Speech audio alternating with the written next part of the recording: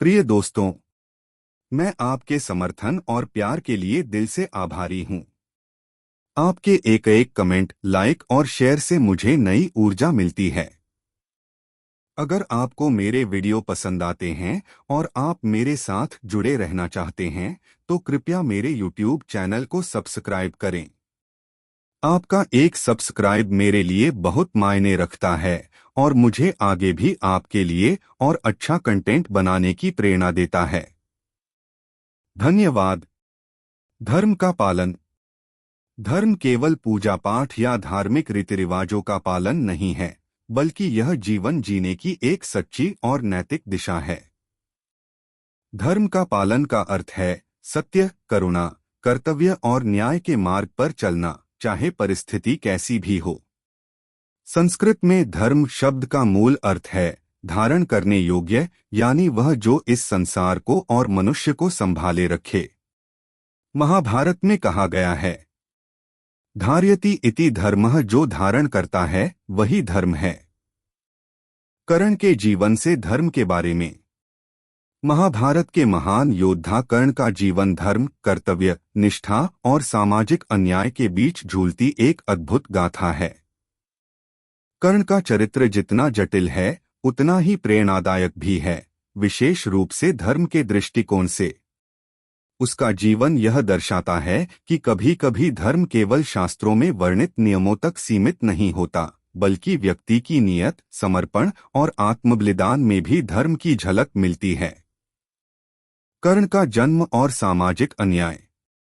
कर्ण का जन्म एक कुंवारी कन्या कुंती से हुआ था। सूर्यदेव से प्राप्त वरदान के कारण कुंती ने उसे जन्म तो दिया, परंतु समाज के डर से त्याग दिया।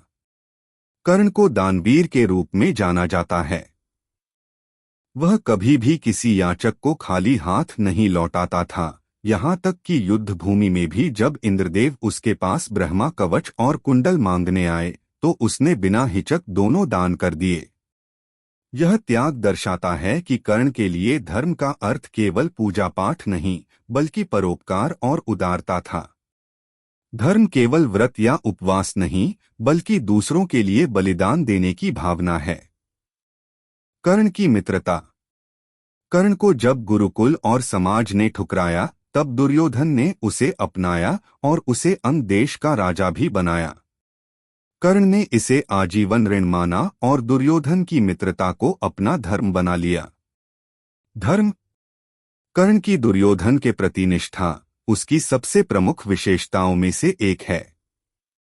दुर्योधन ने कर्ण को अंग देश का राजा बनाकर उसे सम्मान दिया, जब सारी दुनिया ने उसे तिरस्कृत किया था। कर्ण ने जीवन भर उस मित्रता का ऋण चुकाया, भले ही दुर्योधन अधर्म के मार्ग पर चल रहा था।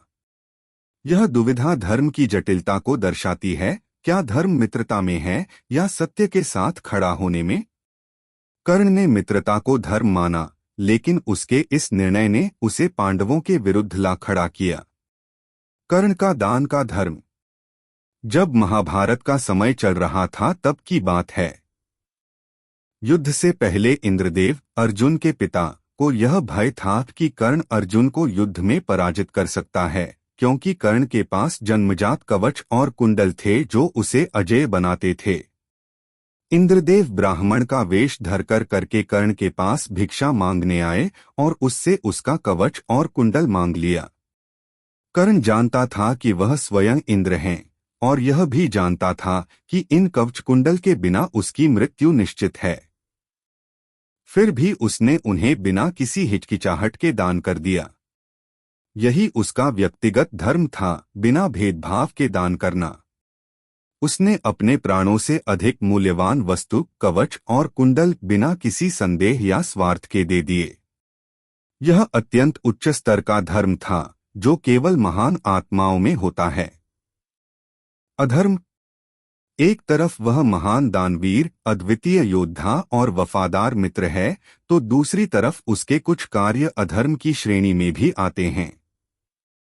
वह एक ऐसा व्यक्ति था जो धर्म को समझता था, परंतु निष्ठा, वचन और क्रोध में आकर कई बार अधर्मी पक्ष का समर्थन करता रहा। यहाँ कर्ण के प्रमुख अधर्मों का विश्लेषण प्रस्तुत है। एक, द्रौपदी का अपमान करना। जब द्रौपदी को जुए में हार कर कौरव सभा में लाया गया, तब कर्ण ने उसका सबसे ज्यादा अपमान किया। उसने उसे वेश्या कहा और यह भी कहा कि उसे 5 नहीं बल्कि कई पतियों की स्त्री कहलाना चाहिए। यह एक स्त्री का घोर अपमान था और सभा में बैठे योद्धाओं में से कर्ण ने सबसे अधिक कटु और अपमानजनक शब्द कहे। यह उसका सबसे बड़ा अधर्म माना जाता है। 2, दुर्योधन जैसे अधर्मी का साथ देना। कर्ण को यह ज्ञात था कि दुर्योधन अधर्म के मार्ग पर है, फिर भी उसने उसकी मित्रता को धर्म मानकर उसका साथ दिया। पांडवों के खिलाफ षड्यंत्रों में, द्रौपदी के चीरहरण में, युद्ध में अन्यायपूर्ण आचरण में, एक धर्मात्मा को सत्य का साथ देना चाहिए, लेकिन कर्ण ने मित्रता को धर्म मानकर अधर्मी का पक्ष लिया। यह उसका नैतिक पतन दर्शाता है। 3, गुरु परशुराम से झूठ बोलना। कर्ण ने ब्राह्मण का वेश धारण करके परशुराम से शस्त्र विद्या सीखी, जबकि वह एक क्षत्रिय था। जब यह सच्चाई सामने आई तो परशुराम ने उसे श्राप दिया कि वह सबसे जरूरी समय पर अपनी विद्या भूल जाएगा। यह गुरु के साथ छल था, जो हिंदू धर्म में घोर अधर्म माना जाता है। 4, अभिमन्यु की हत्या में भागीदारी। जब अभिमन्यु चक्रव्यूह में घिर गया और अकेला निहत्था होकर लड़ रहा था, तब कर्ण समेत कई योद्धाओं ने मिलकर उसे मारा। यह युद्ध धर्म का उल्लंघन था। निहत्थे योद्धा पर समूह में हमला करना, वह भी बिना नियमों के।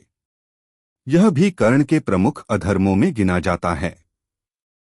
5, अर्जुन को धोखे से मारने की इच्छा। कर्ण ने कई बार शल्य और अन्य लोगों की मदद से अर्जुन को छल से मारने की कोशिश की, जैसे शल्य को उसका सारथी बनाकर उसे मानसिक रूप से कमजोर करना, ब्रह्मास्त्र चलाने की योजना, युद्ध में अर्जुन को नियमों से बाहर ले जाना। ये सभी युद्ध नीति के विरुद्ध थे। निष्कर्ष, कर्ण एक महान योद्धा और धर्म को जानने वाला व्यक्ति था, लेकिन उसके अधर्म इस प्रकार थे। स्त्री का अपमान, द्रौपदी को वेश्या कहना और अपमानित करना। अधर्मी का साथ, दुर्योधन का हर कार्य में समर्थन करना। गुरु से छल, परशुराम से झूठ बोलना। युद्ध में अन्याय, अभिमन्यु की हत्या में भाग लेना।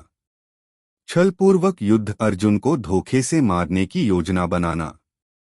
कर्ण का सबसे बड़ा संकट यह था कि उसने धर्म को जाना, लेकिन अधर्मी पक्ष में खड़ा रहकर उसे निभा नहीं पाया।